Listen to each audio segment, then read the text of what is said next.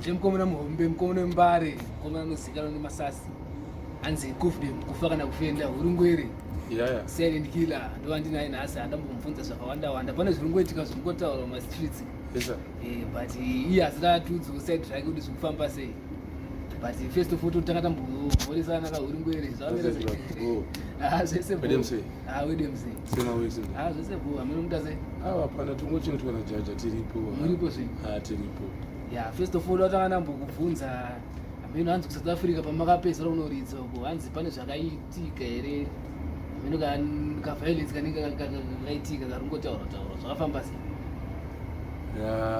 first it's all about pane zvimwe zvinhu zvekuti zvisina need yekuti tishambadze kuvanhu ise fange nezvaitika paukama kunisana kunowanikwa muupenyu unoziva but pane zvimwe zvekuti tokasatadza kuti ase kudisclose information and fange kunesana kwatikaita hatinonetsana as such but is something pane zvakaitika alright but handisi ready zvangu kuti ndi-expose nyaya iyoyo why for mareasons nemareasons wangu maiziva ndoziva zvazvakanakira kusataura nyaya iyo ndoziva zvazvakanakira maiziva mwangu saka gaita penyaya yekusouth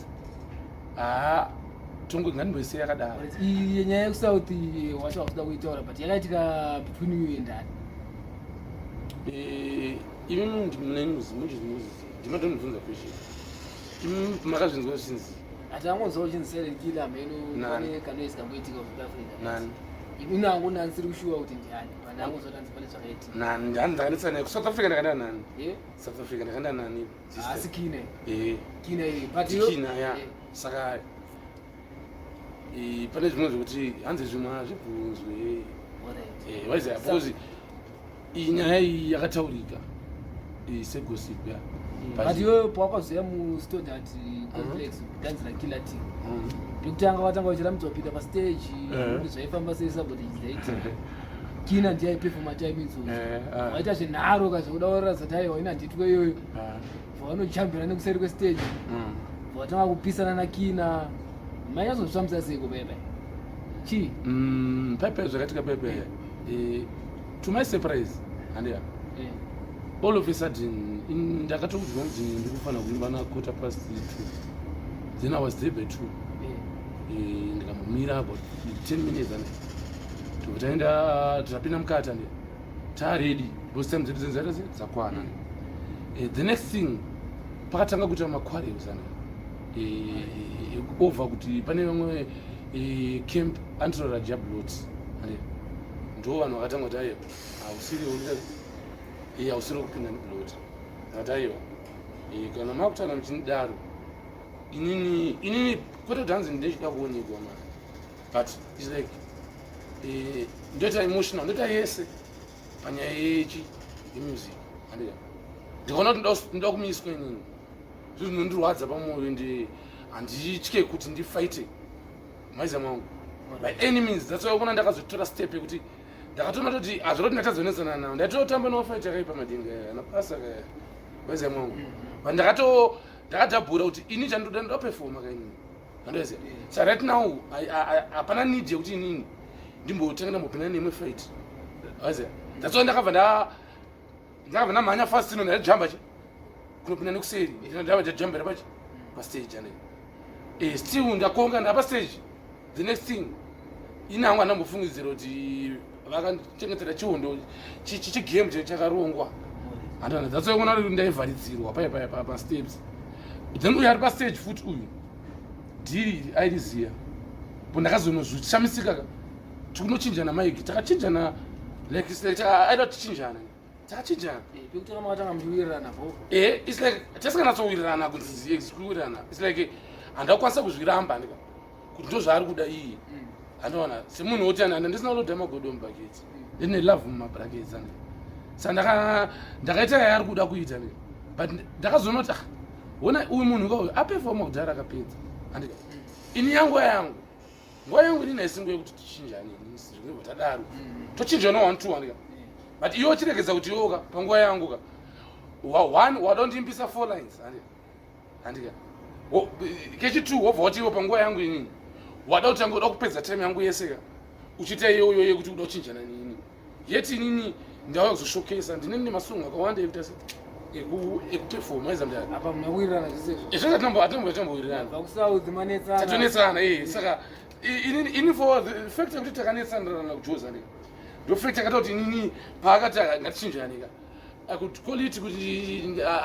kuti awe munhu kauyu brain yake it's like ari kuti haisi danger it's like ndakazvitora sekuti isori yaari kutoita iyoyo so inini semunhu akabva kune vanhu semunhu anoziva kunamata anosvikawo mwari anenge ane one love nevamwe ndakaona kuti aiwa ari right for the sake of izvozvo that's why ndakatolerata iyoyo but ndakazoona kuti uyu munhu kauyu maitiro ari kuita ka ndeutange pamwe akundishandisira adashandisira zanje but ndakazoti right this is my time maita bongomo thank you respect we love you amazing iye akazvibuka iye akatanza this is not your time it's Zimdancehall time ndakati aiwa ini handisiwe Zimdancer ini ndiwe dancer ndiwe dream cream dancer not Zimdancer weza mwangu saka unotozoona kuti zvinhu zvacho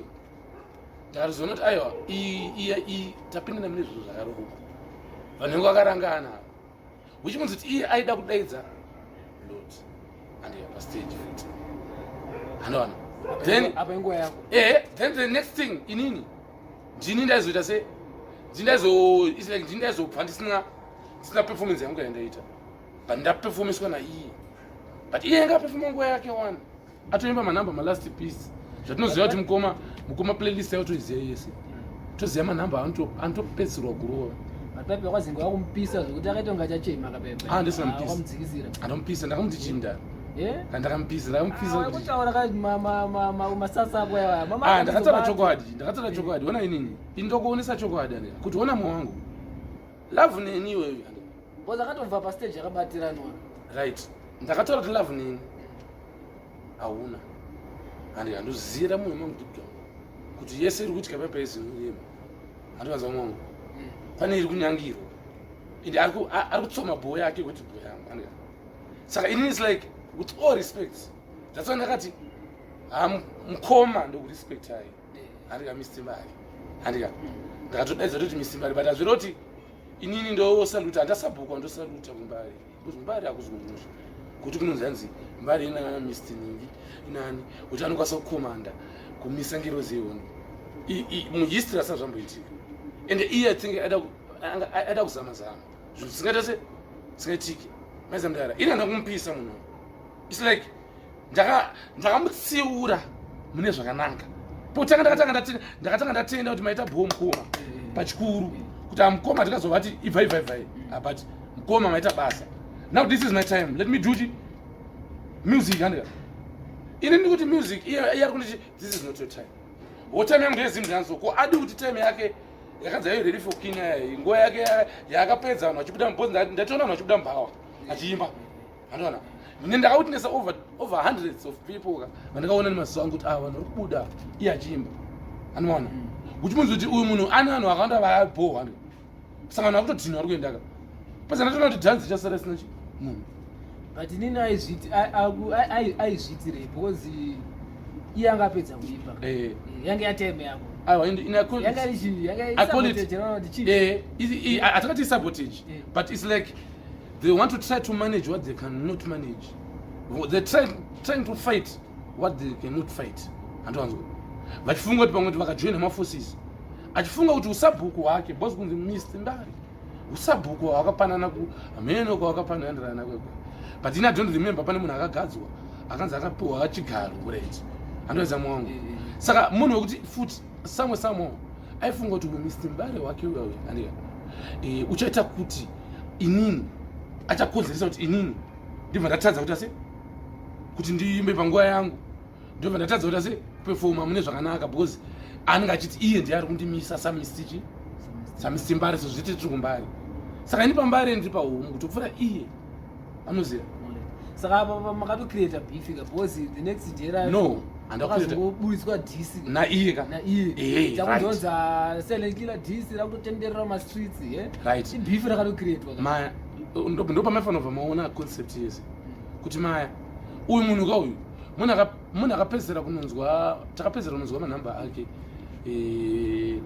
kumangandoro nemusombo 2017 ndichibva nobudiso analog districts ake ndio akatotanga kana one manhamba etime yese yai andoona because chobhilivha mune zvinhu zvinyuwani saka unoti iye kusati kwake semunhu anga asina chekuimbira vanhu asina anga akutsvagawo zvinyuwani zvekuti atese aiti ine akanditsoma baba because kadhiski akanomukira kunoita keke kandiya ndozvandatidza kuti uyu munhu kauyu ane kadzati kekuti munhu enge agara atondongera achindizama-zama achipuwa hamuna vakamupa kaconfidence but vakamunyebera because ini akutotsvaga mbiri yekuti adzoke auda kudzoka nezita rako kwete zvekunyepa because kutorwa dhisi apa one uri wrong handika kana zvakatika by mistake zvakatika paipai handika kusati kwake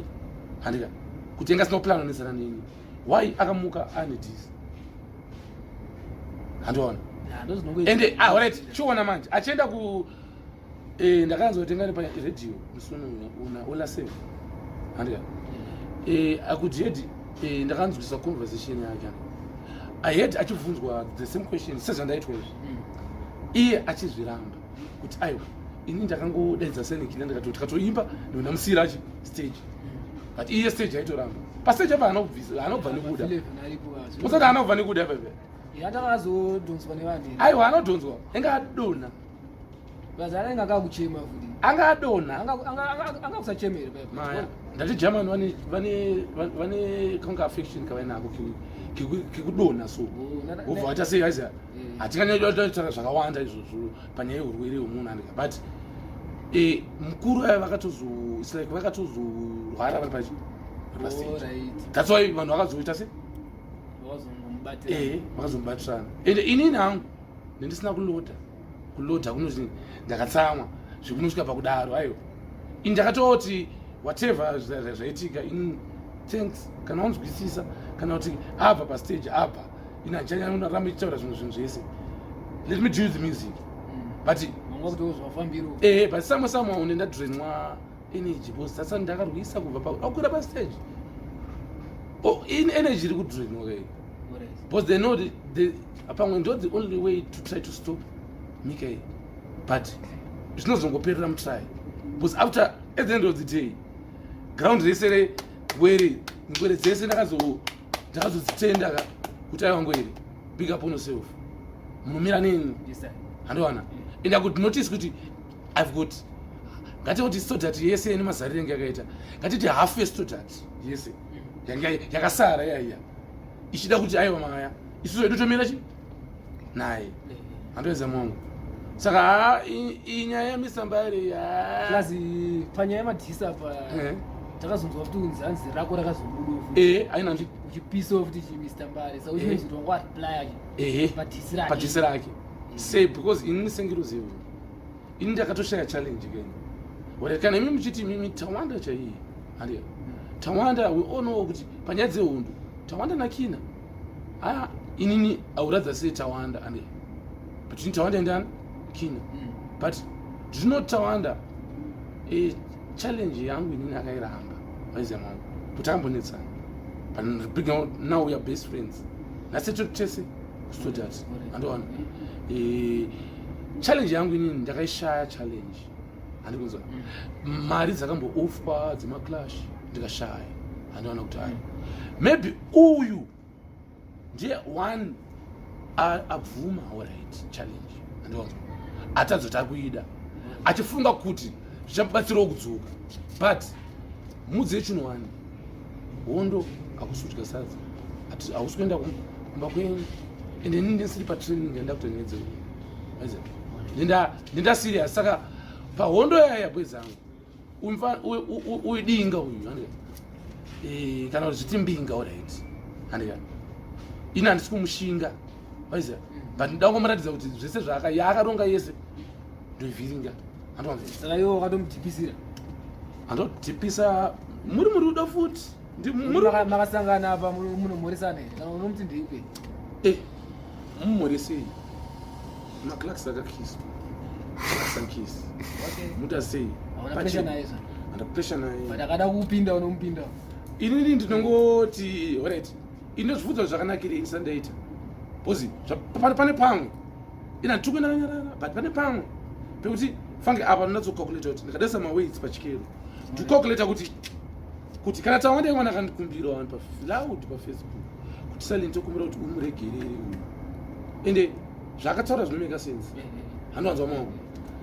Auradza tsori nani kakutogara tisina munhu watikunetsana naye pane kunetsana nemunhu handakanazanisa nemupostori kwese munhu wekutoti pache zvake ndisati akamuti wakumhanyira mugwenzi bcause iye nditete vekutsiura vanhu zvamunoziva andozviti aite beef saka ndakamuonesa kuti iwo wakuti wakrosera kusiriko bcause ukuku ndikuingira uze hondo handoona hapana terere mashoko andikuudza ungava uri ana wakapenga zvinenge handika kuti unganzi wakapenga unodiwa kana kuti nemari handika but panyaya dzehondo neni ndiri panapa ndikuzvitaurira ndakazvimirira zvamunoziva futi mese vakateerera ndakatonotisa vanhu mbese mune zvakanaka maiziva baba aivapo yakina itainzwe and the next question ndeyekuti nditoti hati futi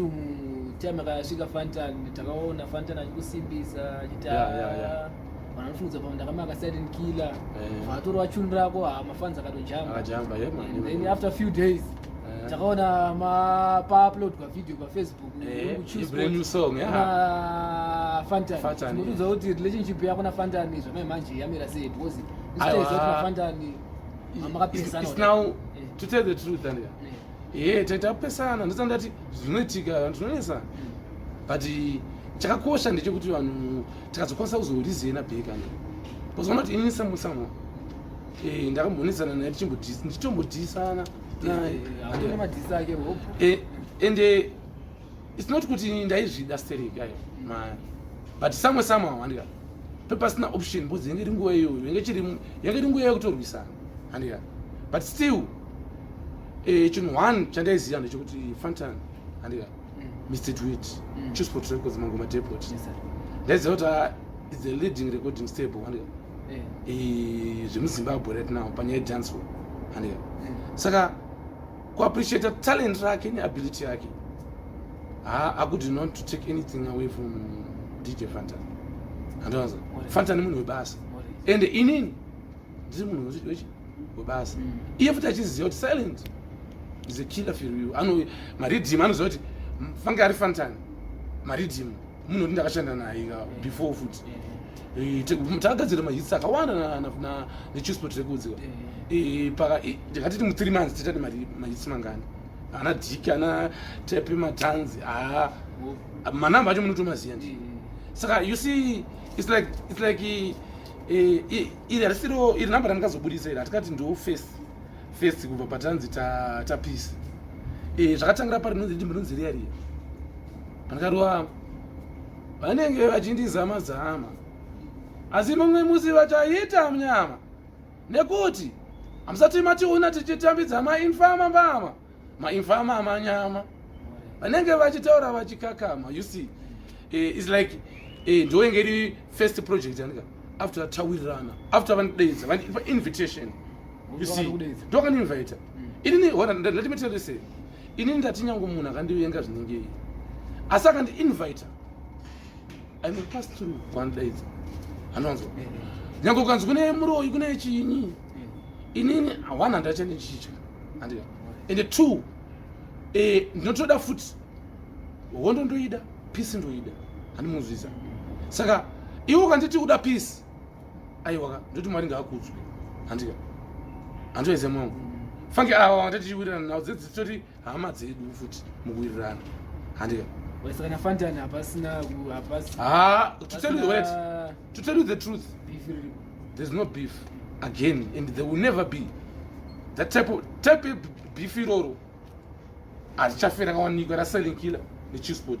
It's like now we can respect each other very well. And just takuziya kuti uyu is bad pakati, uyu akapenga pani pakati. And between me and him, nobody can stop anyone.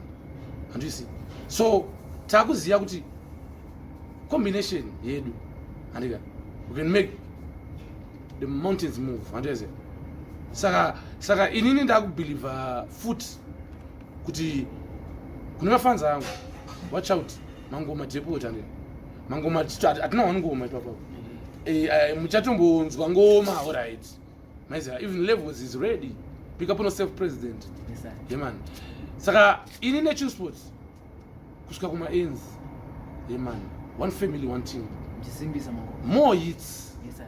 Chete because zvaunoziya hapana chinotimisa kuti tiure hit any kind of a rhythm. Sabambira mutakadasa mahits andizvo. Hamusi kuziya here heart like coffee cappuccino. Towanikwa munyika ino. Yes sir. Trophy takatora munyika ino.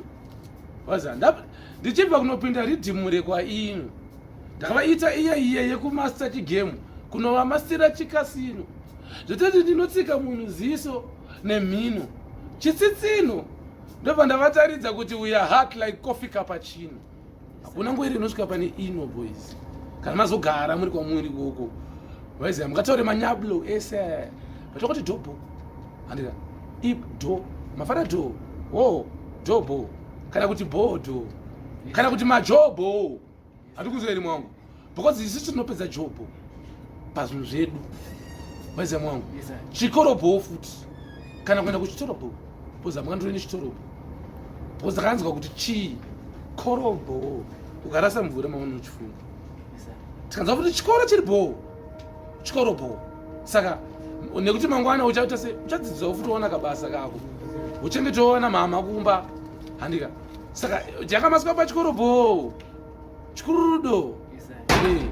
Mutsinye kupererwa. I think what information is that I don't see pana chawasirira. Ndikana pane zvimwe zvawasirira. Ndizvanada kuziya ndaziya. Waziya nda. Chero vanhu vachatevero. Vachaziya. Alright. Zvinhu zvinenge kufamba sei. Pane zvinenge zvichiitika kama streets anga. Zvisikazikane kasana konongo loud as series. Yeah, ichokwadi. Ipapo mudaita mamnyepe. Chandikatongo edini. Chimwe chinwani. Ndinjada kuti mese ma understand zhinji. Kanya rujinji rweZimbabwe. Kanya futi wemtemo. Kanya imi mafans ane. Inini ndine mama behaviors andisingakwanisi kuti ndiite. Maiziya. Bozi ndimunhu akatobva. Kana chinzi ndiro honda zvototi ndine pamuromo. Hondo ndotoiziya ndotoitya. Anoiziya boys. Ini ndokumburawo chichemo changu. Andika. Mukaona munhu anoita iyoyo mafans ndimega mukazotibatsire ipapo. Bozi ipapo pafanga ipapo pane kuti mubude mabhadhara mari dzenyu musati manzwa mwano vamabhadharira mari dzenyu. Maifanira kuita sei? Maifanira kutema ari kuimba tomoti let's say no to Kens, but sometimes maKen anokwanisa avoid my unnecessary confusion and disturbance andika.